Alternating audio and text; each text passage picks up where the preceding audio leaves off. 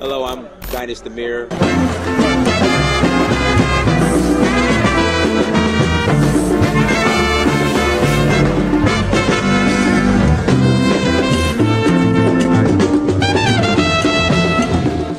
Needs to be about right there. Okay, right there, okay. What you said? Was she angry because you didn't give her dick? Like, what do you mean? We're recording. It's okay, it's okay. We get this part. This all gonna be part of the.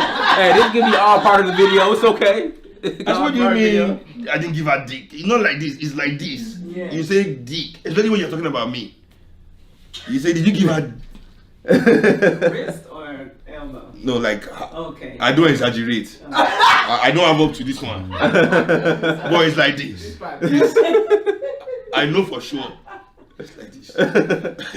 Mr. Kuti, Seun Kuti. Seun Kuti. Sorry, I'm crossing because I pulled my hip. Yes. Okay. So I'm trying to fix it. It's just the outside here. Old age. Yeah. Well, everybody, this is Dynast Amir, Search for Uhuru, and I'm with Mr. Seun Kuti here in Atlanta, Georgia. Had the opportunity to go to your concert last night and check it out. So, you know, we were chopping it up yesterday, just a little bit, and we were speaking on Nigerian politics. Mm-hmm. And you said something that was very telling. I'm like, man, I wish I would have had my camera when you brought this up. Nigerians often, not just Nigerians, but Africans, even African Americans, we tend to blame our politicians for everything. But rightly said, so. Rightly so. Rightly so. Okay. Yes. But you said something that should be up to the Nigerian people, of course, to change Nigeria, not just solely politicians. Yeah, like, you know, I always say it's an 85-15 ratio. Okay. The politicians have 85% of the responsibility because they actually put there, they are paid, you know, with public money, and they have a duty to the people. Mm-hmm. But the 15% where we are lacking as well is that we do not put their feet to the fire. Mm-hmm. We always want to save. Everybody believes one Nigerian guy and one American. Like, you know, everybody just followed Obama because he said the right things. The way we followed Buhari in Nigeria because he said he's bringing change, and you know the way now the people follow Trump because he said he was going to build the wall and drain the swamp, and you know, because we always believe in this Messiah complex that is put in us through religion. Most people in this world are indoctrinated into a certain religion or the other. So from a young age, your mind is filled with the fact that somebody is coming to save you. Right. You know, so be it spiritually, physically, politically, socially, that's what everybody is expecting. Most people cannot even live alone. They need a partner to complete them, to save their love life. Right. You know, so for me, I believe that no one person can fix Nigeria. Right. The process of fixing any African country today starts with the people. We as a people now have to realize that, okay, if these politicians don't work for us, how do we make sure our country benefits us? You know, only the people of Nigeria or of any oppressed nation can free that nation. Not one president, not one governor, it is a people's solution. You know, the people themselves have to be involved in the process. You know, that's why it's important that I will only take politicians seriously when they really invest their time and resources in politicizing the majority of the people, or even the totality of the people, creating a highly politicized society, investing in that grassroots political educational interaction. You see all Nigerian presidents, you see them, governors, ministers, watch the news, CNN. Before the international community calls one meeting in Davos, they are there. Right. Before they call one meeting in Switzerland, they are there. UK, they are there. Ask these same people to go 10 kilometers right, to have a town hall meeting with their own people. They have all sorts of excuses. Oh, we are busy. The house is on fire. I have stomach ache. I have to go to America. My kids have to go to school. Yeah. I have to go to Davos. Yeah. For the economic forum, you know. So because they're not interested in politicizing the people, you know, because they understand that if people are politically ignorant, it gives them an opportunity to also get away with their own oppressive manipulations and actions, you know. So definitely, I think that is what is missing now in the political discussion, you know, and that's what I'm investing myself in trying to create in our society, you know, that discussion and that organization that is going to politicize the people of Nigeria. Because I always say also that, you know, do we really know what development looks like in Africa? I think we have a blueprint. of other countries, but from what I'm noticing, don't take this personal. No, I don't. When I go to Africa, I see colonial structures, and the Chinese are coming to renovate it. You're right. So I think that's like been the build their standard own too. And build their own too. I think that's been like the standard kind of, and Yes. a lot of. But you see, the thing about it is, I always say to people, like when we have our quick plug, NigeriaResistance.org, check it out, quick plug, so I always say to people, like when we're discussing Nigeria and why it is the way it is and what we can do, I say to people, do you believe that the British amalgamated Nigeria, this Southern and Northern Protectorate in 1914, creating Nigeria for the benefit of Nigerian people, or for the benefit of the people trapped in that geolocation? I would say no. Exactly. So Nigeria was created strictly for the benefit of the British, and that is what is in the DNA of Nigeria as is, and nothing has been done institutionally, politically, or socially to change that DNA, or to alter it, or to completely break it down and create something new. I don't know, whatever it is. So you find that in our country, our government continues to say every year that we are growing record amount of crops, but yet food prices go up because the food is not to feed the people of that country. You guys are importing rice. Yeah, no, not anymore. Not anymore? I think but smuggling happens, but the government is trying to, but that's not even the point. Rice is more expensive. Even local rice is more expensive than minimum wage. Wow. Because our food is priced internationally, because these people are growing it for outsiders. I mean, we don't have rubber factories, we grow rubber. We don't have chocolate factories, we grow cocoa. Why? So we can sell it. This is arable land that should feed the people, right, being used to make other industries work in other countries. Right. Because that is what Nigeria was made for. So the chocolate goes to Europe, comes back Hershey's. Yes, exactly. America, comes back Hershey's, the soil rotation was designed by the British to allow for cash crops to thrive. And it's still these cash crops that we basically pour the majority of our farming resources into. Because all the elites in Nigeria also look out, because they want to sell in dollars. They want to make they want to secure the bag. Secure the bag, yeah. As they say, So it's not really, so Nigeria has to be made to look now inward. Nigeria, all the roads lead to the sea. For the resources to go out, everything leads outward. So Nigeria has to be restructured. I don't like to use the word restructured, but recreated, if that's, So you think separate countries, or? I don't know. I mean, it could be anything. Just because it hasn't been done yet doesn't mean it's not a solution. Okay. Even Nkrumah said, well, nobody has liberated any African country. There will be no Ghana. So the fact that it doesn't happen before doesn't mean it is not a solution. It doesn't mean we should not explore that. Yeah, it could be different countries. It could be the same country, but we have to believe what we are saying, because right now Nigeria is one country, and you hear all our politicians say things like, the unity of Nigeria is non-negotiable. Oh, wow. Nigeria is one country. That's what they say. I always say that is coon speak. For what the white man has put together, that's coon speak. For what the white man has put together, let no black man put asunder. Right. So everything is negotiable in terms of African states as of course. So I believe that we have to make Nigeria look towards Nigerian people, and that must come from the politicization of the people. See, if our resources and Nigeria was created to rob the people of that location, of their resources and their labor, and that is what it's still doing till today. If the elite of Nigeria have not articulated that to the people, then they are also a part of the problem. So now that brings us to the Nigerian professional class, the educated. There are more Nigerian doctors in the state of New York alone than the whole of Nigeria combined. I read that. So, what are your thoughts on that? Because a lot of Nigerians will say they'll blame the politicians, and then leave or immigrate to America. Yes. And my thing is, you have Nigeria, you have your own country, one of the richest countries on the planet. To those who are afraid to confront the politicians and rather immigrate, like, what are your...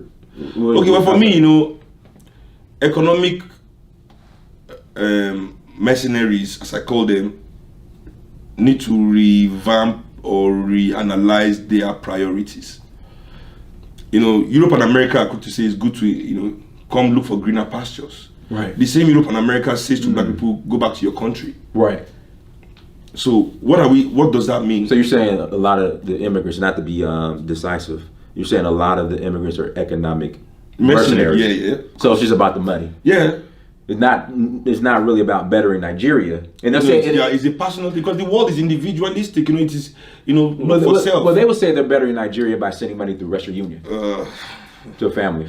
They are feeding their family, they're not bettering Nigeria. Because, okay, for me, to better Nigeria will not mean, okay, fine, you've gone out to work and you are a taxi driver in Europe for 20 years. Right. You've made some money, so you are richer than the average Nigerian now. With just a taxi driving job in Europe for 20 years, or America. Right. So do you come back to Nigeria and serve Nigerians as a taxi driver or create a taxi company? No. You immediately want to use their wealth to become a political force. So we have ex-taxi drivers like, what's his name? Sorry. No problem.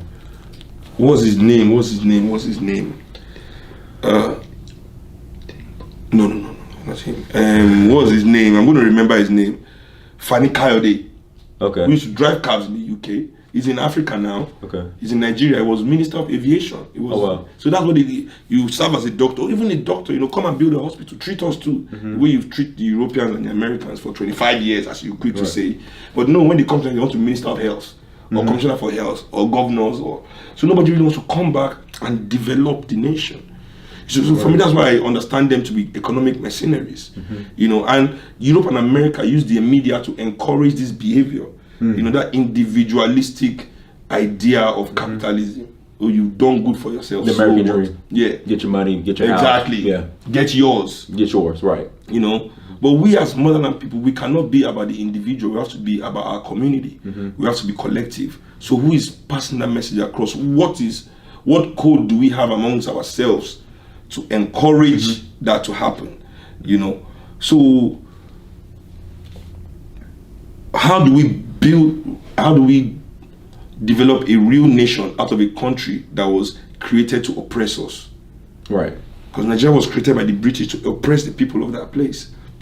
The only way to make it our country is to decide to develop it. Make it our goal to develop it and create a new culture. You know, because if you study Frantz Fanon, you find out that culture is important. And how do you find culture? How do you create culture in a nation?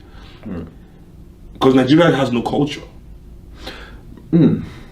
What is the Nigerian culture? Well, I'm not talking of ethnic cultures. So I'm thinking ethnic culture. Exactly, that's not the national culture. Yoruba, Igbo. Yeah. You know, okay. American exceptionalism is the culture of America. What is the culture of Nigeria? There's no national culture. We are fourth-class British. We speak English. We wear suit and tie. We are, you know, fourth-class British citizens. Right. If we accept this Nigerian identity, you know, we have to borrow the British culture and not even be proper British, because we even need visa to go to England. You know. Right. You understand? So we are like fourth-class Commonwealth. You know, there's no national culture, and global white supremacy slough that when we are cultureless people, because what is a man without culture? Nothing. A savage. Right.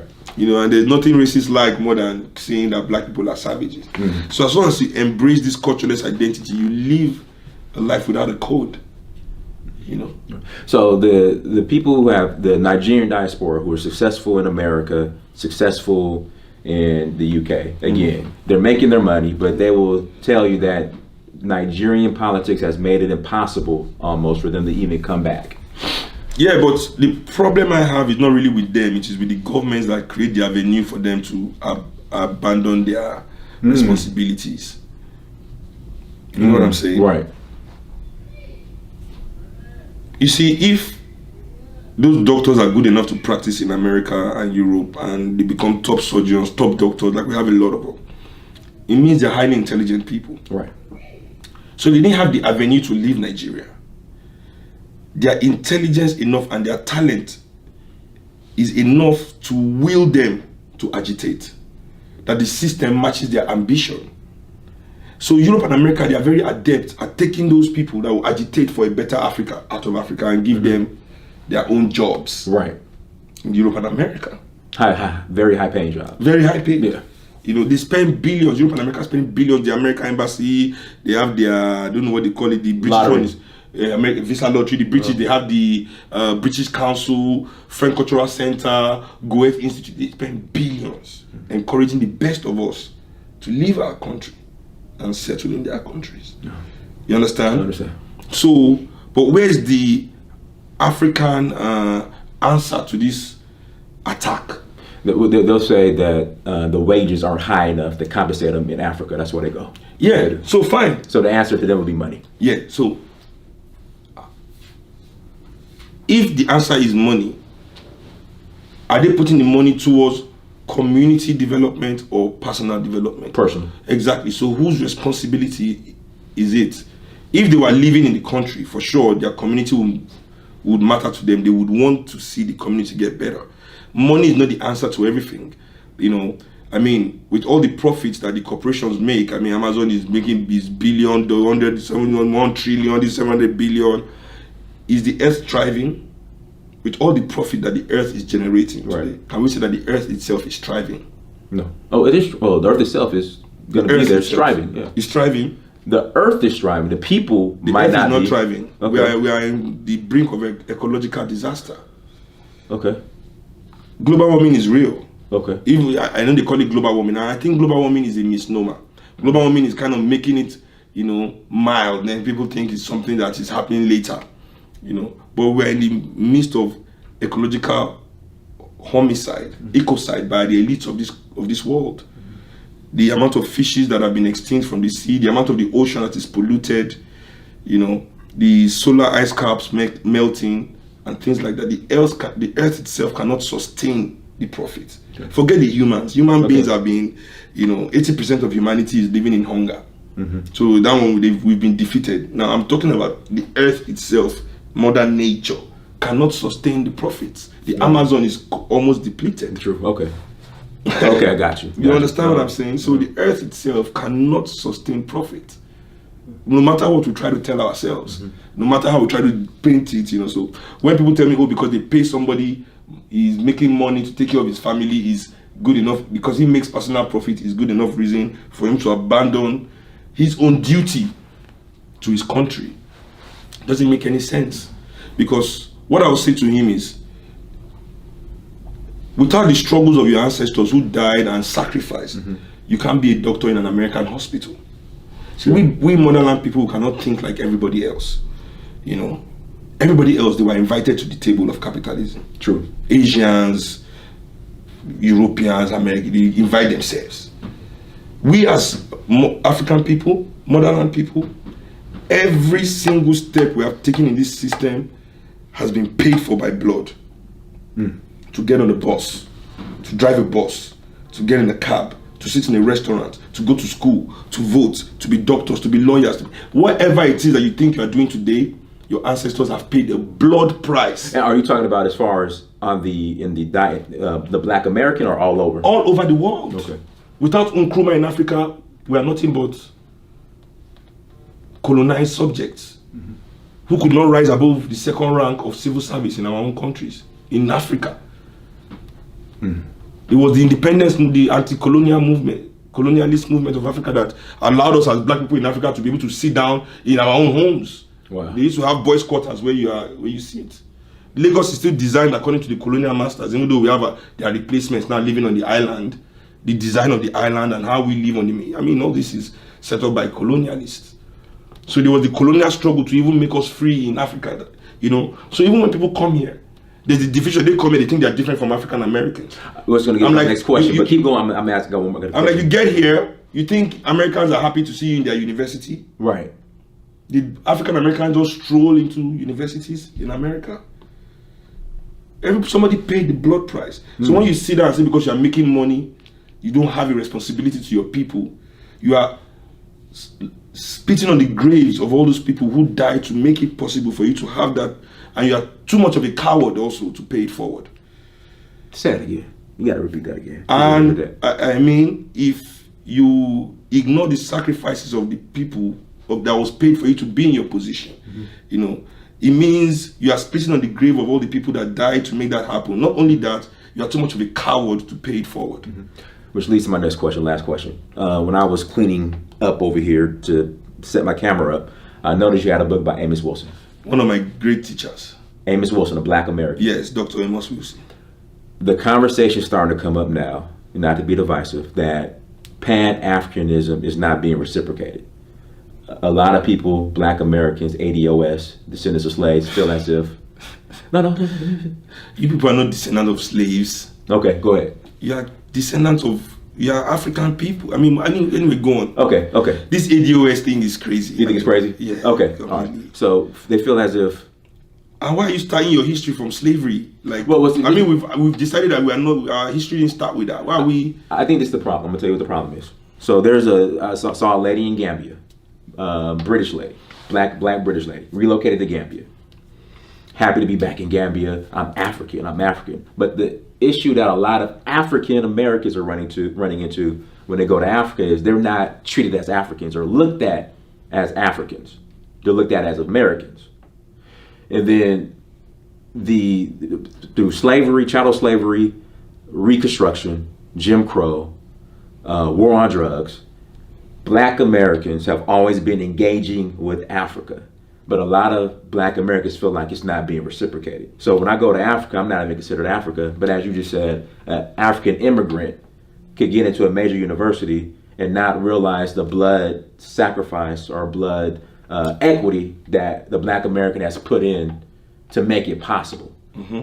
So, and then you said some are even cowards to pay it forward, which a lot. You have to understand that a lot of Africans that come here and can afford this education and this lifestyle are elites. Elite, okay. And there are no people, there is no group in Africa more in cahoots with our oppressors than the African elites. I was going to go into the African professionals before we diverted, Sorry, okay.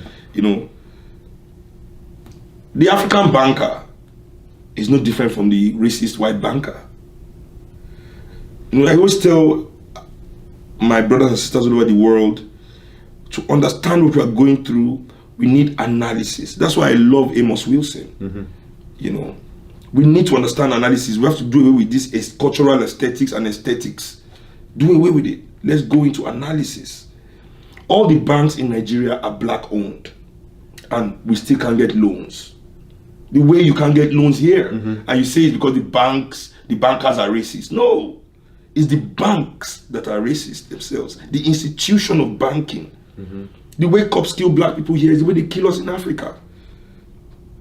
I mean, so as long as we as soon as we can understand this and see how we are globally going through the same oppression by the same people. So many of these elites, they are the ones that are prominent and on the media, and they can spread their narrative of division. Now, people like me that understand our connection are sidelined. So just because we're not in the mainstream doesn't mean we don't exist. Right. And I can say for a fact that the majority of African people love all their brothers and sisters from all over the world. But the problem you have is that you interact more with African elites or elite wannabes. Elite wannabes. Yeah. People that want to be white. You have to understand that many people think to be free is to be white. Because whiteness is also economics. With a certain kind of money, you can, access whiteness. Right, true. So there are many people in Africa who are stuck in this narrative, thinking they have to be white to be free.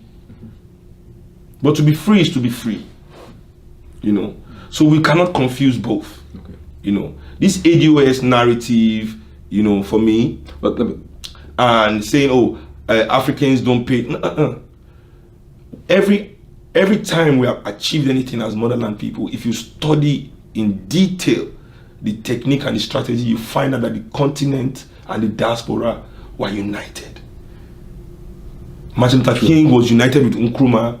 What do you think is the coincidence that Africa was being independent in the 60s and the civil rights movement was happening in the 60s too in America? Right, and I think the argument is Martin Luther King was united with Nkrumah, but the descendants of MLK come to Ghana to get citizenship or be considered as African, and it's red tape and who are you? Yes, of course, because that's not Nkrumah's government. This is the government of the CIA I mean, why are we acting like we don't know that the CIA comes to Africa and subvert our politics? Is it because America is screaming Russia interfere in our politics? America interferes in the politics of all the countries in the world. If any country deserves to have their politics interfered with, it is America. We need in fact, I believe that the American election should be open to the world, not just American citizens. The whole world has a right to vote in American election, because I don't think there's any one country in this world that affects the existence of other citizens of this world than the United States. There's nothing people don't do. This country they come together, they blow it, kill your president, arrest, change the president, overt and covert regime change all over the world.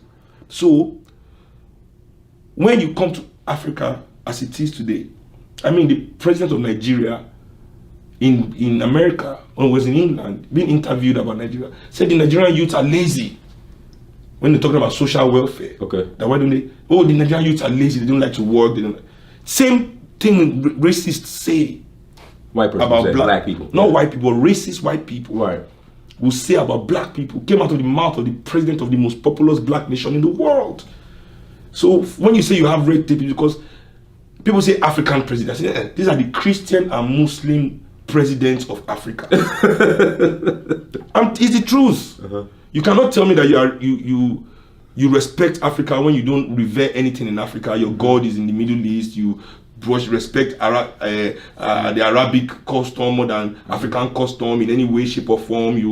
Jesus. I mean, so we have to really analyze. So yes, there will be red tape, and this is because your brothers in Africa are still under the same oppression as you here in America, but in blackface. You understand? Okay. In blackface, I mean, Buhari will easily do the job of Dick Cheney. You will easily be a Jeff Sessions. If you bring Buhari here and give him Jeff Sessions' job, the way he will throw you black people in prison, you will not even believe it. So all this, you can interchange any African ruler, maybe except Kagame today, with any oppressor here. I mean, Trump can easily be Museveni. Museveni can easily come and do Trump's job here against black people. I mean, some Mexicans, where after all the training he has had with Ugandan people, you lose no sleep. So we have to understand that our struggle is still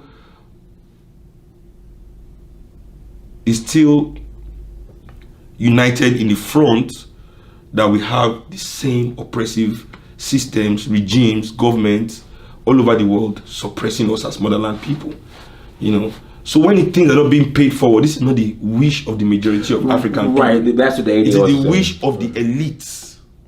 This is the wish of the elites. Just the way the elites, the African American elites, and their agenda do not tally with the agenda of the African American people. True. I always tell people that before I can talk to any rich African American, I'll tell them to go and bring his investment portfolio. Yeah, the people you work with, Jay-Z's, Beyonce's, Oprah's, all these, tell them to bring their investment portfolio. Let's see if they don't invest in prisons, in the prison industrial complex. Let's see if they don't have investment in the military industrial complex. Let's see if they don't have investment in every industry that oppresses black people, because they make profit. In the hedge funds on Wall Street, they have investments. Do they care? No. Exactly. So we, the people, have to understand that it is a narrative. We have to counter that narrative. We have to resist that narrative. We can no longer listen to what, the success of individual blacks, is not the success of our collective. We have to understand that our collective consciousness as motherland people also has to understand that. So do you think Pan-Africanism and ADOS could coincide together? I think there's only Pan-Africanism. I don't know what ADOS is. I cannot call any black person descendant of slaves, Come on.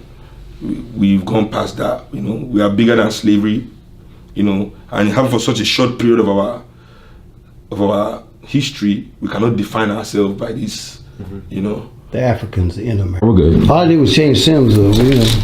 I just said, no, this is me, huh? Okay, we're good. So where did we leave off? We left off on. I was saying something about Dr. Amos Wilson.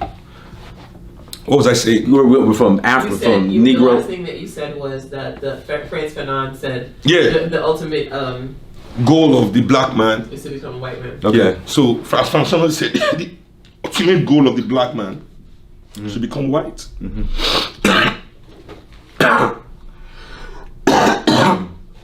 So Excuse me. So last Real quick. was one. As soon as you accept that you're black and everything that comes with black, the criminalization of your identity, the savage, you know, what else is your goal in life is to shed these negative stereotypes. So you go out of your way to show that you're not these things. But if you elevate to being African, those things don't apply, because then you understand what it means to be African. You understand the history of who you are. You understand where you're coming from. I understand that those negative stereotypes do not define you, you know. And not only that, the negative stereotypes do not define you, but the values of your oppressor no longer validates you. And I think that is the ultimate freedom, you know.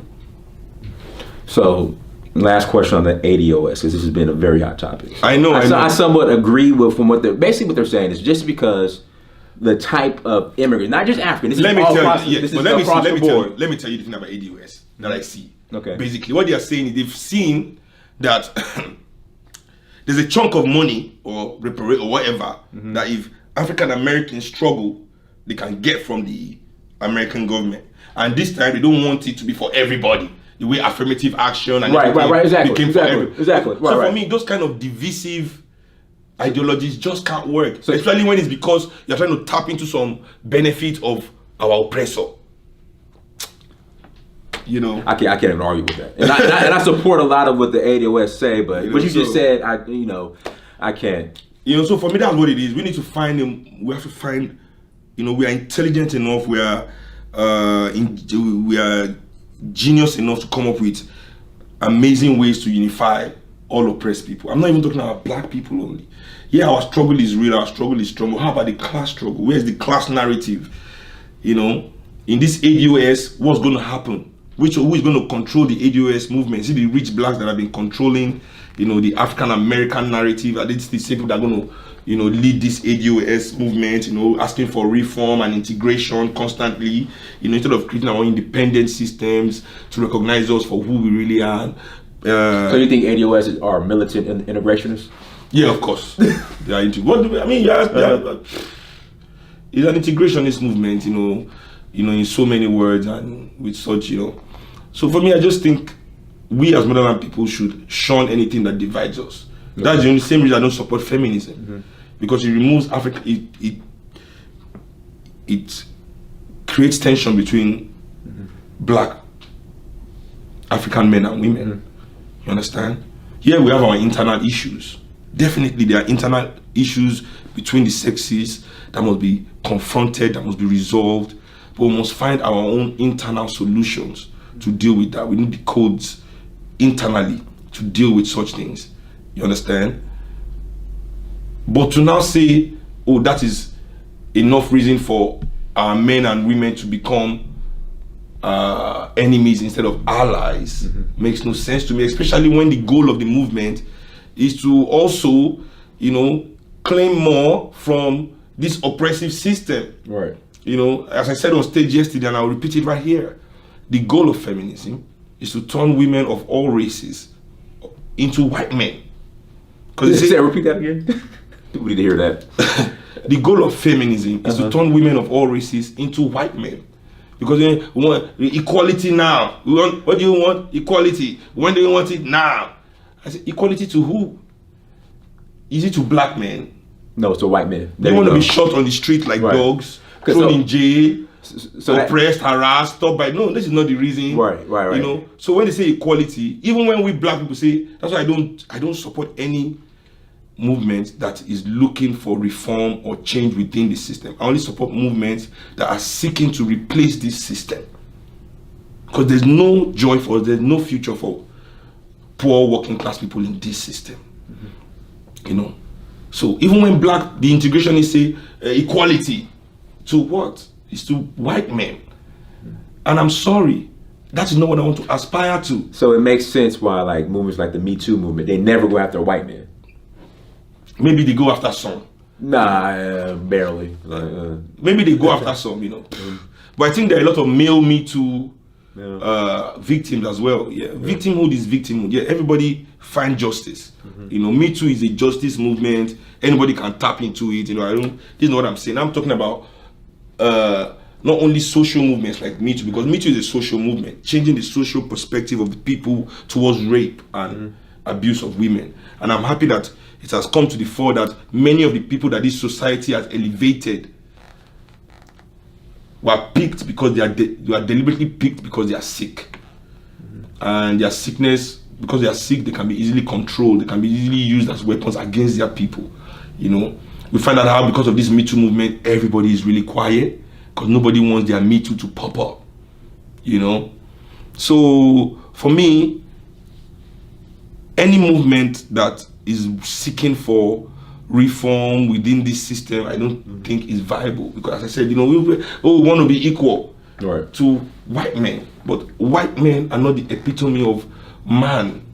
The system that destroys our planet, keeps 80% of the people poor, is extremely violent towards black and brown people, exploitative, extractive.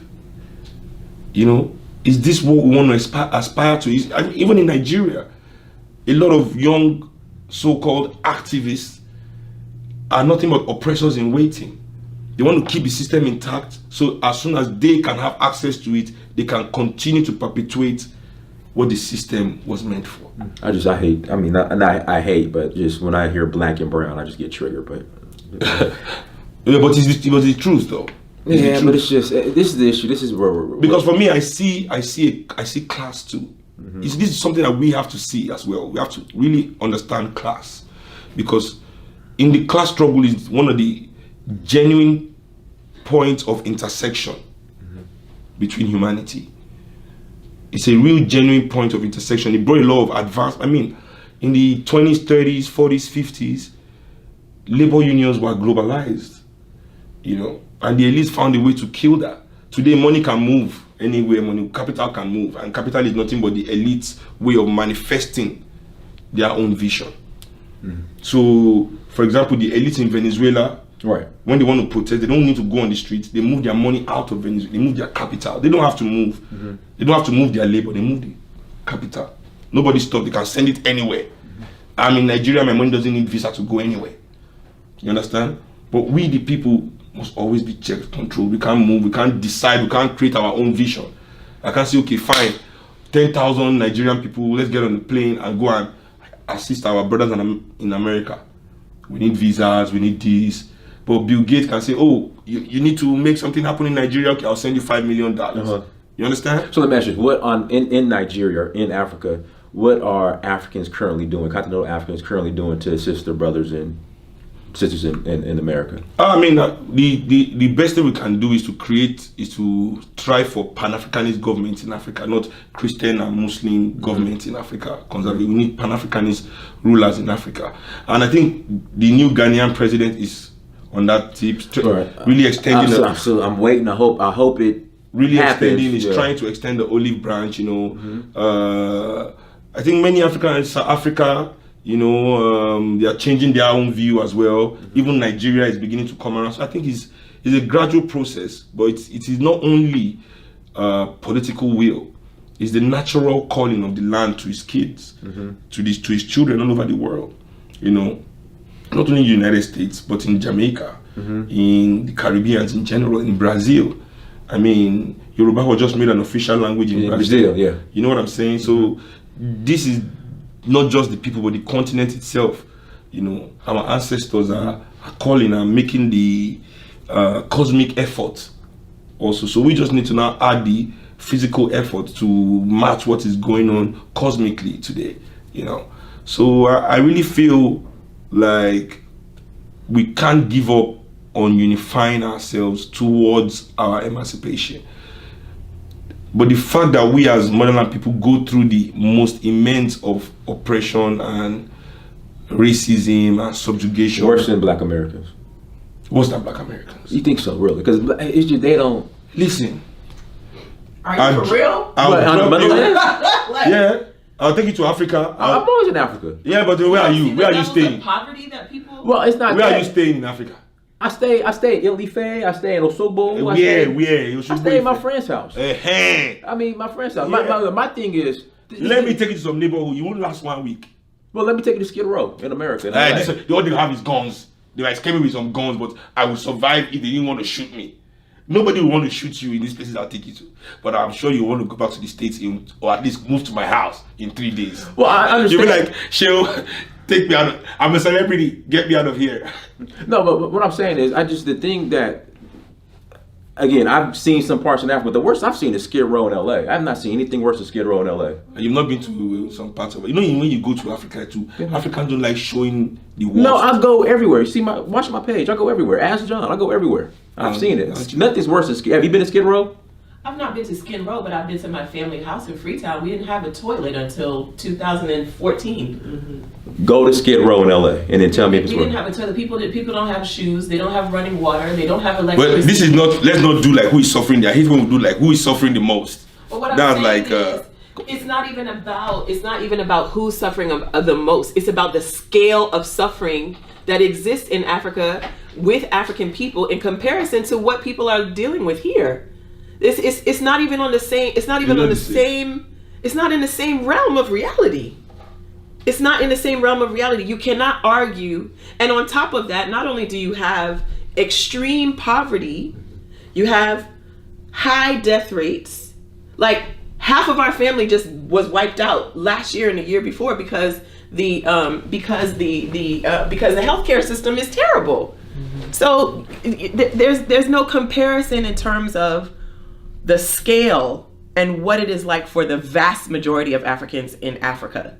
Like you can't compare you can't compare that to Skid Row here in the United States. Like the amount of poverty, the scale of poverty, the way that people are suffering is the case for many more Africans in Africa than it is the case for people here. I in mean, the how United many States. Americans will relocate to Africa? Like migrate to Africa? I do eventually. Trust me, Africans are entering the Mediterranean and they can't even swim just to get to Europe. You know, that's how you know the poverty is real. You know, Malaria kills Like, more people in as bad as- Africa as than bad as AIDS. America But I would say this. I think a lot of this stuff can be avoided easily. Yeah, you know what I'm It's saying. not- we're not talking about what would be. We're talking about what is. We're What- talking what about I'm what saying is. is, like, So how many malaria African kills Americans- more people in Africa than AIDS or any other disease. We're talking about a mosquito. We're not talking about like, you know what I'm saying? We're talking about a mosquito. Also, how many African Americans or ADOS migrate to Mexico? Why? Why would they go to Mexico? Exactly, because Exactly, the because of suffering suffering. here. Wait, let me finish. The suffering here. no. Wait, It's let not- me finish. no, it's not- okay. The suffering here Uh-huh. is not as bad as the suffering in Mexico. Just Mexico next door. No, I'm gonna tell you the And they reason know. why. No, the reason why ADOS don't want to go to Mexico because they know the blood equity they have here in America that's owed to them. They have it too in Mexico. I mean, black people are owed money everywhere. If you're going to go to that way, we are owed money everywhere in this world. Every nation owes us money. True. Exactly. If Right, we're going to right, go that way, everybody owes us something. True. So don't say it's because they don't owe you money in Mexico, you don't want to go there. No. They owe you money there too. They owe you money everywhere. But we just choose to collect the American one. If that's what we're after. Still, it is not enough reason not to connect to the larger struggle of African emancipation as motherland people. And let's talk about Because- unemployment rate. Let's talk about life expectancy. Let's talk about infant mortality. Let's talk about women's mortality in the process of childbirth. Let's talk Exactly. about access to healthcare. Let's talk about starvation, hunger. All of those things are huge scale in Africa for a large number of Skid people. Row is only one place in America. I'm one generation away from people who had to fill their mouth at a spigot every day just to be able to eat. So this idea that Skid Row, I mean, it's actually insulting, really, to think about. It's insulting for people to downplay the power of oppression in Africa and the fact that it comes from an elite class of people. So in cahoots with who are in supremacists. cahoots with white supremacists, and not only do they have to suffer the physical manifestations, i.e. the hunger, the life expectancy and all the rest of that, but people deal with their lives as if they're chickens. So if you say the wrong thing to the wrong person at the wrong time, you will disappear. That's it. There's not going to be any news coverage. There's not going to be any march. There's not going to be any protest. There's not going to be anything about you. You're just gone. The thing is that your family And this doesn't know what happens happened to all you. the time. It happens all the time. It happens all the time. It's normal. It's normal.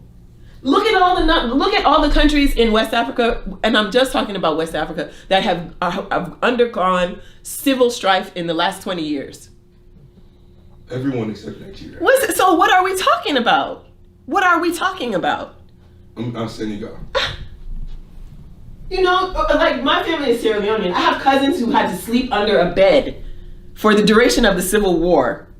Who's doing that here in the United States? I'm saying, but we dealt with that over time and put in blood equity, so we didn't have to deal with it Yeah, anymore. we've been dealing with it. We didn't stop. It never stopped in Africa. In Africa, it hasn't It stopped. never stopped.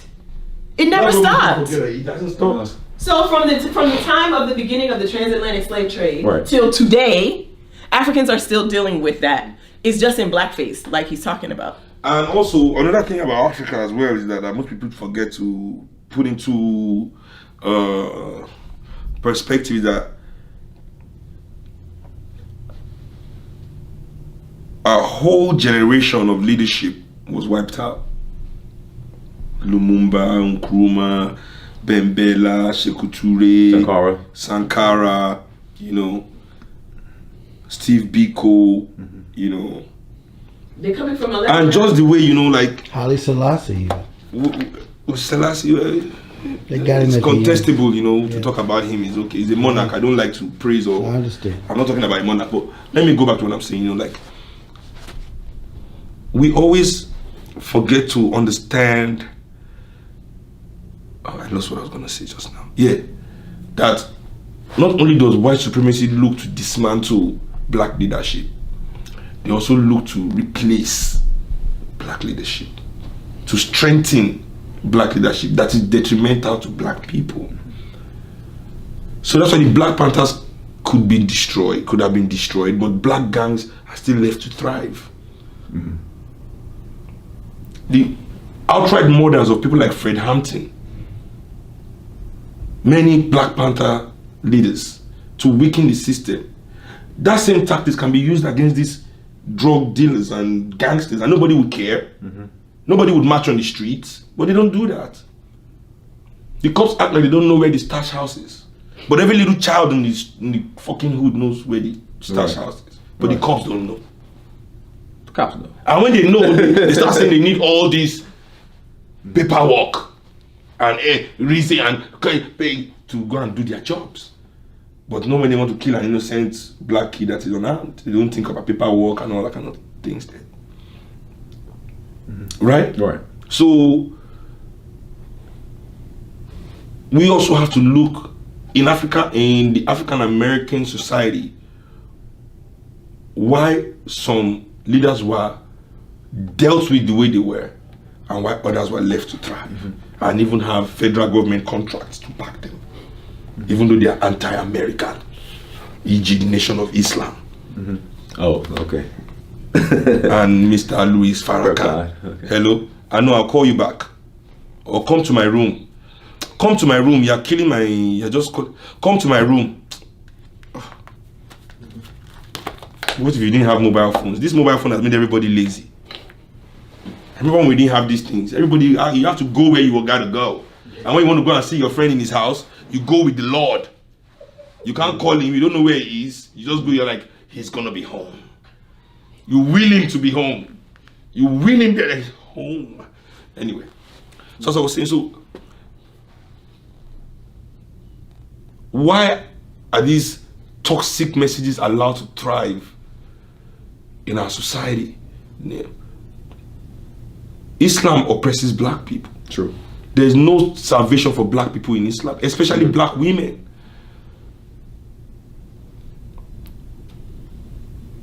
You understand what I'm saying?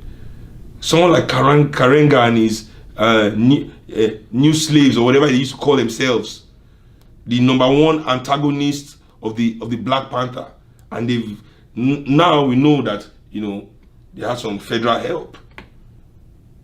You know, Mr. Kwanzaa, Oh, yeah, Karenga. LA. Yeah, Karenga. I know what I'm Yeah, we talking know about. about that man. event in San at Diego. UCLA. I know what I'm talking about. Also, The Panthers, UCLA. Yeah.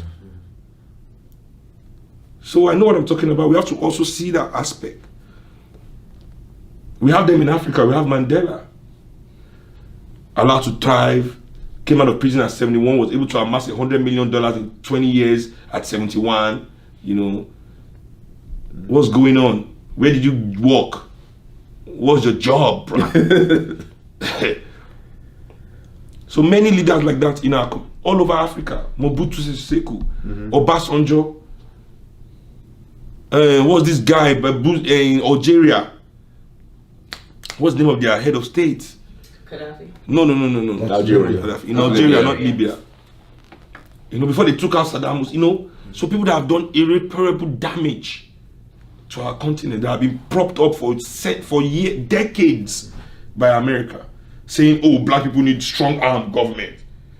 You understand? America and Europe, in cahoots with criminals in Africa, would topple elected governments, as they are doing in Venezuela today.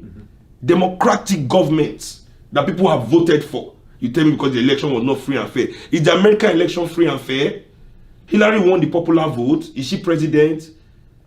You have your electoral college. Nobody can dispute it. Yeah, but she won the popular vote. Yeah, but they have electoral college. So fine, it's your system. It's your system. But my thing is with the Clinton and Trump thing, if it was the other way around, they wouldn't be complaining, if that makes sense. Anybody that loses any side complains. You complain, that's what you do. I'm just saying. Okay, how about Bush and Gore? Okay, but that was that suspect. a free and fair that was election? Suspect. Okay, that one was suspect. Was that a free and fair election? That one was suspect. Yeah. Okay, I agree with that one. How many people came to bomb America or declared it? God declared himself president. I mean, so the list is endless about the uneven. And I know not uneven, but the injustice that is used to relate with motherland people in this system. Always first to the benefit of Europe and America. We as a people, or our continent as an entity, is not even in the consideration during discussion. We are all collateral. Even our continent is collateral damage. One day I was driving my car on a bridge in Lagos and I saw a ship just docked in the middle of our ocean, just dumping wherever it was, just like sludge, just like dumping it in our seas, you know. So this is black people under capitalism. So we also have to understand why some people are left to thrive, and so we have real leadership deficiency. Every leader that is prominent in Africa or in America that represents African people, the only thing they care about is political correctness. How not to what's the word? Rock the boat. They are more concerned about where your pants are, how high your pants is, than your ability to access social housing or welfare. You know, they are all mouthpieces of the liberals. Everybody wants you to concentrate on the overt racism of Trump. Why the institutional racism of American housing is ignored. The same way black people are homeless in America is the same way we are homeless in Africa, man. I've seen more homeless people over here. No. What are you saying? Me personally, I've seen more homeless There are more homeless people in my neighborhood alone than the whole of America. Okay. I agree to disagree. Okay. Agree. Come to Ikeja. Let's go at night. I've been accused. Yeah, you know, because African people, we have this fake, you know, this false pride, this false pride that, you know, nobody really wants to let you know their situation. The homeless guy, you don't go bath, you bath in the morning, you will not dress like the homeless person here. You know, like you just know he's homeless, pushing his cart. You know, come to Nigeria, let me show you enough homeless people. I'll be there next month. I'll be back. Be my 5th time. Let me show you Lagos. I think all the people you've been following that government boys. I stay at your. Yeah, but you know, even you stay in my house, you know, I'm staying. As I'm saying to you, you know, you have to know. You know, so the same way even if, as I said, I don't want to do a who is suffering the most competition. Okay, right. Who's that doesn't the best matter at to the bottom me. of the slave ship? Yeah. Okay. That doesn't matter to me. Okay. But I know that the way housing discriminates against black people in America, and we are the highest demographic of homeless people in Europe and America, is the same way we're all homeless in Africa. So nobody's confronting the institutional racism. Liberals and African American and African leaders don't talk about institutional racism. You know, that keeps us, constantly oppressed. That empowers the individual racists. You know, so we have to be the ones to push our own narrative. The things that are really done against us has to be our own call to arms, if I could put it that way. We can't continue to use the narrative of our oppressors to understand our oppression. It's only our oppression that we can understand. We don't understand the narrative of the oppressors. As Frantz Fanon also said, I like to quote him a lot because he was a man that actually had some really interesting things that resonated with me. He says, the moment you stop becoming the moment you decide to become the enemy of your oppressor is the moment you stop being his victim. But you see, a lot of black people want to access whiteness so much, they're afraid to be the enemy of their oppressor. Because they want to wear these expensive things, they want to go on these expensive trips, they want to live this nice life. They love, that's why all the black elites, that's why all the black elites can only express their wealth through luxury. And they want us to believe that only luxury is the only way to express wealth. Okay. But luxury is not the only way to express wealth, right? Right. Exactly. So why are we only seeing luxury as in our own communities as an expression? Why is wealth only expressed as luxury? From all the rich African Americans, the Will Smiths to the Jay-Z's to everybody, and the rich Otedolas and Dangotes and whatever you have in Africa. You understand? They have their little extractive service industry that's bringing them their money, and the only way they express that to us is by their luxurious lifestyle. And most of them really talk down on us. So what are we doing? We need to eject ourselves from that narrative and find the narrative that suits our freedom. Not trying to make sense of the narrative of our oppressor, reason with him, from a place of oppression. Nah, it's not done that way. We have to find a way from our own position internally, to succeed. It's very important that we exclude the narrative of the elites from this discussion. It's very important. It's a good discussion. Yeah, man. I appreciate it. I appreciate it. Pleasure. No worries.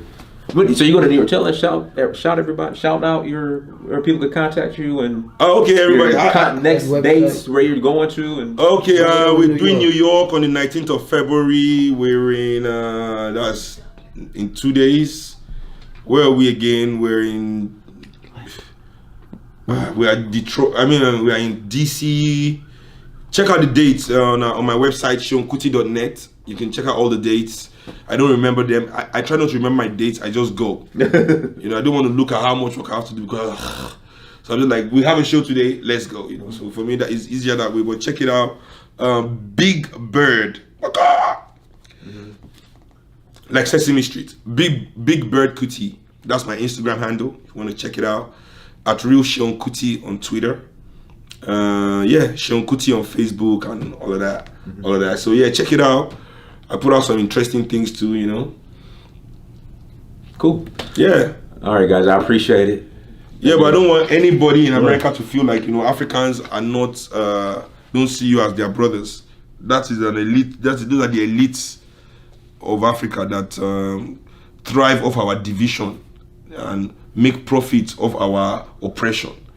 So we can't use their attitude to judge the majority of black people who love.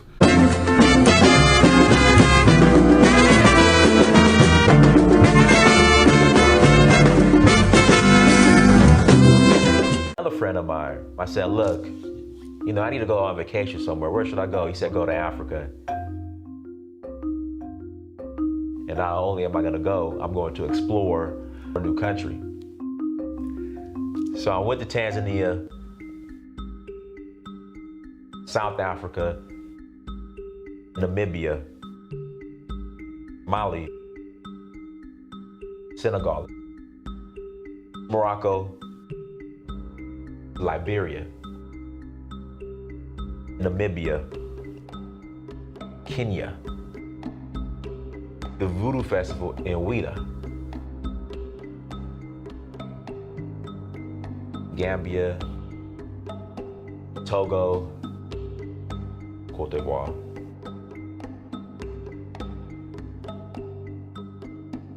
Sierra Leone, Ghana, Nigeria.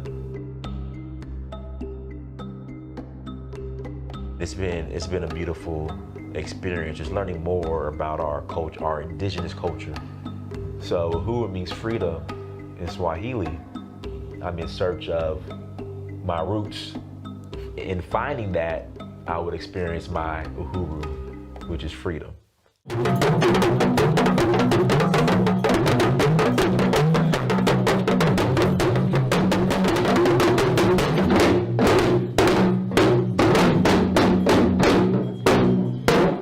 next time, Dynast Amir, I'm out.